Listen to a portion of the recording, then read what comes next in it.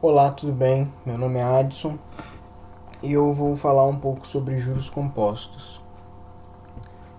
Juros compostos nada mais é do que uma taxa de juros aplicada em cima de juros.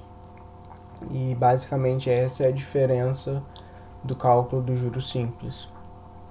Como os juros compostos, que vamos estar vendo aqui, ele é aplicado dentro de modelagem com equações de primeira ordem, eu vou usar um exemplo. Eu já vou começar com o exemplo de um exercício para entendermos da onde sai a equação que muitas pessoas já conhecem, principalmente é usado muito em concurso público, que é aquela tradicional, uma fórmula tradicional do juros composto. E como é uma modelagem, nós vamos partir de uma equação de primeira ordem para modelar o nosso problema. E claro que o resultado da nossa equação modelada vai ser para esse problema, mas para isso nós vamos passar pelaquela equação tradicional que normalmente é usada em concurso público. Então eu vou ir lendo e vou explicando as anotações. Suponha que é depositada uma quantia em dinheiro em um banco, que paga juros a uma taxa anual R. O valor ST do investimento em qualquer instante T depende tanto da frequência da capitalização dos juros quanto a taxa de juros. As instituições financeiras têm políticas variadas em relação à capitalização. Em algumas a capitalização é mensal, em outras é semanal, e em algumas até diariamente. Se supusermos que a capitalização é feita continuamente, podemos montar um problema de valor inicial, um PVI simples, que descreve o crescimento do investimento. A taxa de variação do valor do investimento é ds/dt, e esta é a quantidade da taxa segundo qual os juros acumulam, que é a taxa de juros R multiplicada pelo valor atual do investimento, ST. Assim, nós temos ds dividido sobre dt é igual a R vezes S. Essa é a equação diferencial que governa o processo. Ou seja, achamos a equação de primeira ordem que governa o processo. Com base nessa equação, nós vamos modelar ela para esse problema. E o resultado dela vai ser para esse problema, mas vamos passar pelaquela equação tradicional. Aqui, como falamos de PVI, esse vai ser o nosso PVI. É um S0 grande, né? Igual S0 ou SO, um S0. Como a equação diferencial que governa o processo é linear e separável, resolvendo as duas equações temos o resultado dessas duas equações é o ST igual a S0 vezes exponencial de elevado a RT. Juros capitalizados continuamente crescem exponencialmente, por isso do exponencial na solução da resolução dessa nossa equação diferencial linear e separável. Agora, se os juros são capitalizados uma vez por ano depois de ter anos, vamos ter S de T igual S0 que multiplica 1 mais R elevado a T.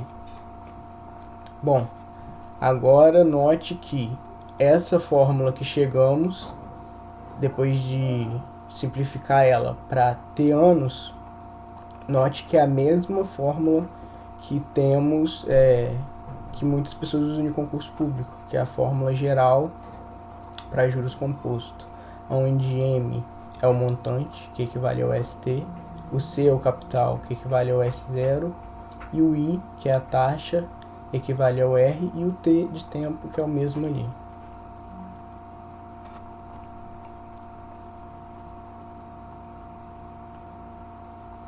Agora, se os juros são capitalizados 2 vezes por ano, ao final de 6 meses o valor do investimento é S0, que multiplica 1 mais R sobre 2, e ao final do primeiro ano S0, que multiplica 1 mais R sobre 2 elevado a 2. Logo, fazendo isso em T anos, temos S de T igual a S0, que multiplica 1 mais R sobre 2 elevado a 2T. Para não ficar só como 1 ano, ou 2 ou 3, vamos, de modo geral, o juros capitalizado M vezes por ano. Então a fórmula de M vezes por ano, para poder variar quantas vezes é capitalizado os juros, fica S de t igual a S0, que multiplica 1 mais Rm elevado a Mt. Bom, a relação fica mais clara se lembrarmos do cálculo geral, que quando calculamos o limite para esse M, que é a quantidade de vezes que o juros é capitalizado por ano, tende ao infinito, de S0 que multiplica 1 mais R sobre M elevado a Mt, nós obtemos aquela resposta, que é o S0 multiplica exponencial elevado a RT.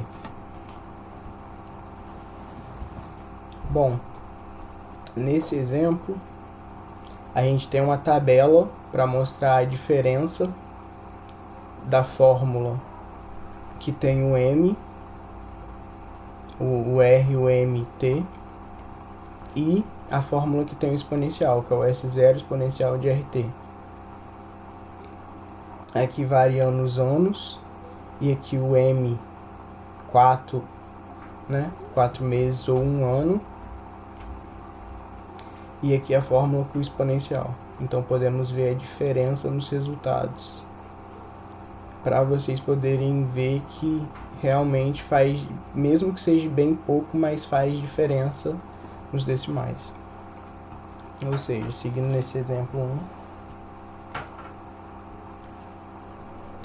se supusermos que os depósitos ou retiradas ocorrem a uma taxa constante K, a equação é substituída por ds dt igual Rs mais K, ou na forma padrão ds sobre dt menos Rs igual a K.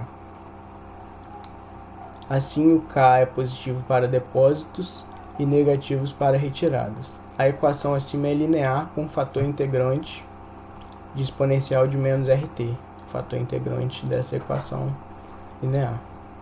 A solução gerada já foi feita aqui, a solução geral já foi feita, e é ST igual a uma constante arbitrária que multiplica a exponencial de RT menos o K sobre R. O C é uma constante arbitrária, como já disse, para satisfazer a condição inicial, que é do PVI, S0 igual a S0. Precisamos escolher o C como S0 mais K sobre R. Assim, a solução do PVI é ST igual a S0 exponencial de RT mais K sobre R, que multiplica exponencial de RT menos 1. E essa é a fórmula geral desse problema em questão do banco. O bom de ser uma fórmula geral, que para qualquer problema que envolva banco, que envolva investimentos, você pode variar o S0, o K e o R e descobrir o valor ou analisar em tempos diferentes. Basicamente, para mostrar como exemplo que foi envolvido nessa modelagem, suponha que alguém abra uma conta para um plano de previdência privada aos 25 anos, com investimentos anuais de R$2.000 continuamente, supondo uma taxa de retorno de 8%, assim como estava na tabela lá em cima. Qual será o saldo no PPP, que é Plano de Previdência Privada, aos 65 anos?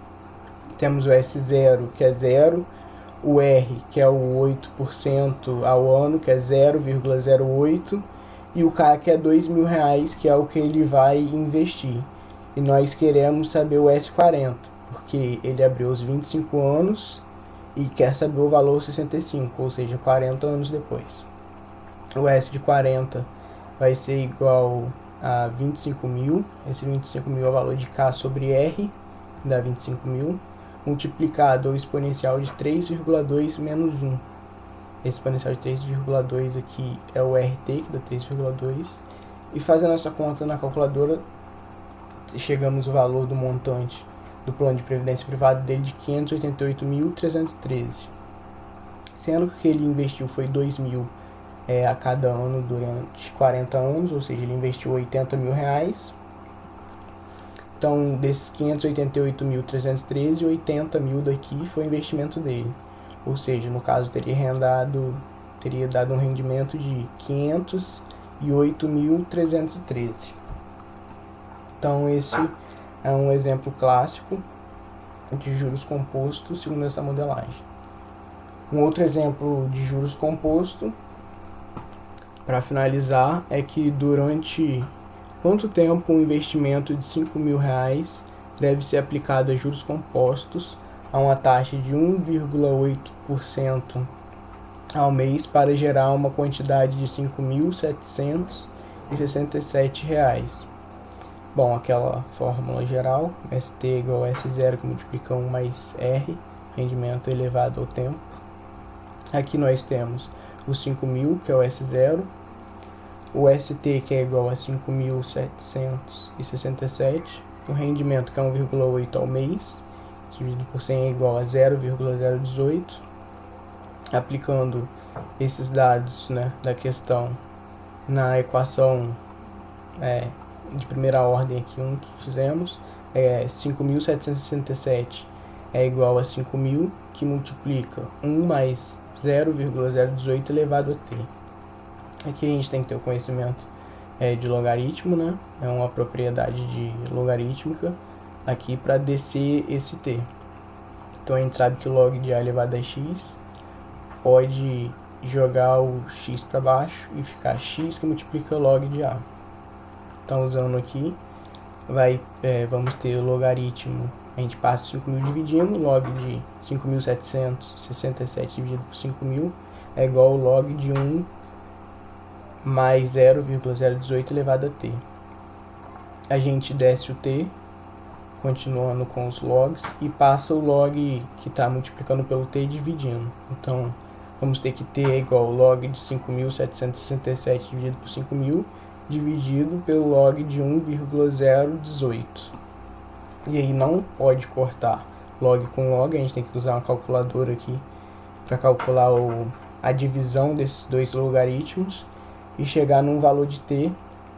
Eu coloquei integral aqui o valor no resultado da calculadora, para saber que o que vamos achar aqui é aproximadamente 8 meses, que é o tempo que a gente queria descobrir por investimento de R$5.000 e para R$5.767.